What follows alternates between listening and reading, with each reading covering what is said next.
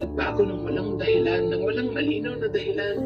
Yung dating mahabang mensahe mo nauwi bigla sa pambabaliwala, yung pangangamusta mo, yung mga pagpapaalala, yung kumain ka na ba, yung mag-iingat ka, lahat naglaho na. Isang hayman lang, wala na talaga. Hindi na rin naman ito bago. Pagpangaba ko naninibago, hindi na rin naman ako magtataka kung isang umaga malalaman ko na lang na meron ka na palang iba. Ayoko na rin magreklamo. Nakakapagod din kasi maghabol sa taong mukhang wala nang pakialam sa'yo. Hindi na kita kukulitin pa. Bahala ka na. Sa totoo lang, di ka naman kawalan. Mamamatay ba ako pag di ka nagparamdam? Hindi, di ba? Oo, hindi.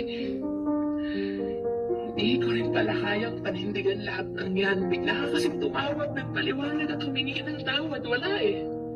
Marupok ako. Yung konting lambing mo lang, sige okay na. Yung saglit ng magagalit, yung magtatampo ng paulit-ulit. Pero sa bandang huli, di ko pa rin kaya. Di pa rin kita kayang tiisin. Di pa rin kita kayang baliwalain kaya ng ginagawa mo sa akin. Siguro nga dahil naisip mo, madali lang naman ako paglaruan. Madali lang naman ako suyuin pag ikay may kailangan. Yung sa tuwing tawag o text mo, agad akong matataranta. Sabay maaalala na ako'y galit nga pala. Pero wala eh. Marupok ako. Tinaig ko pa yung kahoy sa sobrang karupukan. Kaya ito, nalamig ka na naman. Kaya nga nagsabi ko, ano pa nga bang bago? Paulit-ulit mo naman na talagang ginagawa to kasi nga ang rupok-rupok ko pagdating sa'yo.